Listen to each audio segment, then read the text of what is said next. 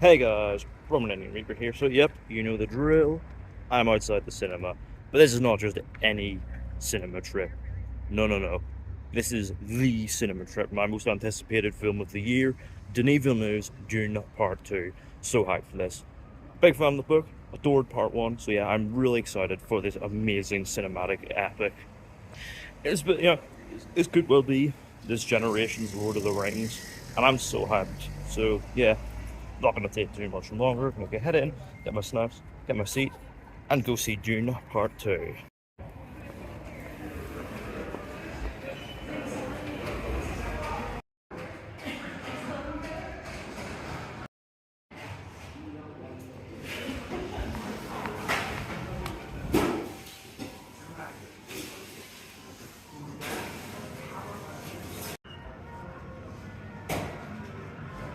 So you've got my popcorn here, my Fanta, closest colour I can get to Sebastian Lounge, ready to return to Arrakis. Oh my god, I'm so hyped.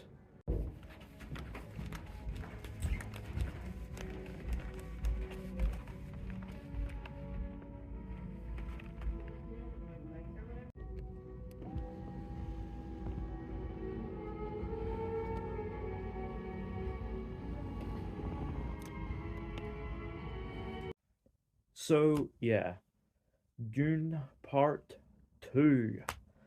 Just back from seeing it. Now, look, this was my most anticipated film of the year. I adored Part 1. It is just an absolute spectacle. I'm also a big fan of the book. It's a great read. If you haven't already, give it a go. Well worth your time. And look, I was really anticipating this because, the trailers looked absolutely epic, promising this, great big, sweeping, epic scale spectacle, a proper, like, cinematic event film epic that, the marketplace really needs right now. Because that's real. What else is out there? Madam Web? But, yeah. So, obviously, I was looking forward to seeing this as, a piece of event filmmaking. But is this the big scale, epic, cinematic event that the marketplace needs right now? Let's find out.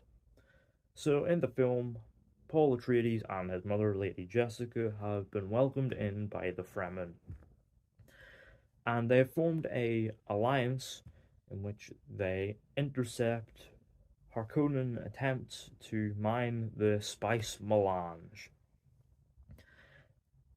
The Harkonnens, meanwhile, seeing this pressure put on them, have begun to double down their efforts to wipe out Paul Atreides once and for all. And so, with a potential war with all the great houses at play, Paul's destiny and terrible sense of purpose soon begins to manifest itself right before his eyes. So, yeah, look, Dune Part 2. Where can I even begin with this? Look, obviously, I was really looking forward to this, most anticipated of the year. Yeah, I was really looking forward to this. And, yeah, look, I gotta say, man, Denis Villeneuve has only gone and done it again. Holy shit. I loved this movie. This is just an absolute spectacle. Seriously, this is exactly the kind of big scale epic that cinema needs right now. That cinema's back, what can I say? And yeah, look, this very much takes where the first film was, was this big spectacle, this great grand scale epic. This one takes that, doubles down on it, and does it even bigger. This thing is just a proper treat. Like, for one, there's the visuals, and yeah, visually this thing is fantastic. You got Greg Fraser once again back doing the cinematography, and yeah, wow, the immense like scope of it all. Making the characters seem like insects in comparison to their vast landscapes is just like an absolute visual treat. And there's fantastic CGI and practical effects, really bringing this epic scale world to life. It's fantastic. Every frame of this is like a painting. It's so good. And of course, Hans Zimmer is back doing the score, and yeah, wonderfully capturing the soundscape of Arrakis and the Fremen and the Harkonnens once again. Bringing this whole thing to life through sound. Like you've got the woman screaming over the score. You've got the tribal drums. It's just, yeah, sound wise, absolutely fantastic. And yeah, the sound mix is once again unreal. It's really transporting you into this epic world. It's so good. Obviously, all of this does come together wonderfully in particularly a black and white sequence in which Austin Butler's character, Fate Rotha, is introduced. It's man, and the narrative purpose of this as well is, incredibly clever. Speaking of narrative, yeah, there is actual substance to this film because it's not just all style. Because yeah, obviously when you're paying off some really interesting threads that were set up in part one, you better not miss delivering the payoffs. And yeah, this is just it feels like a bigger scale story than the first, but also feels much more action packed, much more emotional, and even some little moments of humor. Like Javier Bardem in particular is having so much fun.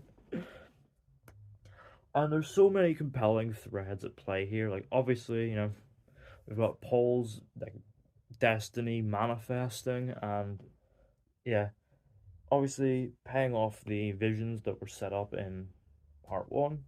It's so good, incredibly compelling stuff, and Timothy Chalamet is incredibly magnetic as Paul. Just this real commanding presence, like you can really buy into them being this this like terrible messiah figure leading this great big jihad. Like seriously, there's a fantastic scene in which he radicalizes the Fremen towards him.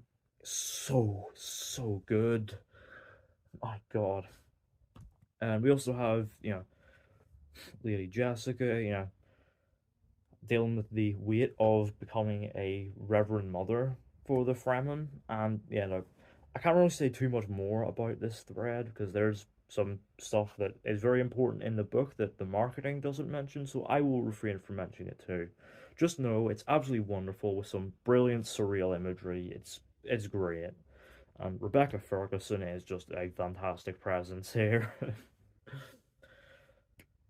We also have the introduction of the Emperor, played by Christopher Walken, and Princess Irulan, played by Florence Pugh. And yeah, I really liked seeing that perspective, which obviously we didn't get in part one. But it also does a great job of grounding the politics of the world at play. These warring houses, these great houses, and yeah, it's great. And there's also the Harkonnens. Yeah, Stellan Skarsgård is a fantastic villain presence once again, and Dave Bautista, the best wrestler turned actor, is this ferocious presence as Beast Raban. And we also have introduced Austin Butler as Fade Rotha, and wow, whoever the hell this guy is, he is certainly not Elvis. Because wow, Austin Butler's range is absolutely insane. He is an incredibly psychotic, frightening presence. Like he is amazing. I can't wait to see what Austin does next. Honestly, it's just fantastic.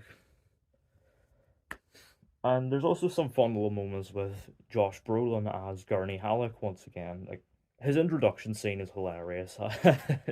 If you know, you know. But yeah, also yeah. Obviously, for all this, big scale, world building and payoffs and thrilling action, that it feels incredibly resonant and emotional. I'm just incredibly invested in all of this, and it all builds to what I can describe as just an absolutely incredible final act, bringing everything that had been built up over these two parts to a head. Some big, thrilling, satisfying payoffs, some big action, big spectacle. It's just, yeah, it is a fantastic end to a fantastic movie. And honestly, this is my favorite film of the year thus far. And honestly, I'm struggling to see anything that can top this. Because truly, this is cinema. This is a proper cinematic event, a big epic. This really is this generation's Lord of the Rings. Like, once in a blue moon, a great proper epic comes along, and this fits that bill nicely. Go see this on the biggest screen you can. Seriously, it is incredible. And overall, yeah, Dune Part 2, 10 out of 10. So yeah, let me know down in the comments. Have you seen Dune Part 2? What do you think of it? What do you think of it in comparison to Part 1? Are you a book reader? I'd like to see your perspective. And are you looking forward to a potential adaptation of Dune Messiah under Villeneuve's direction? Let me know all that down in the comments. Don't forget to hit the thumbs up button if you enjoyed. Don't forget to hit the subscribe button if you're new. And don't forget to turn on post notifications so you don't miss an upload.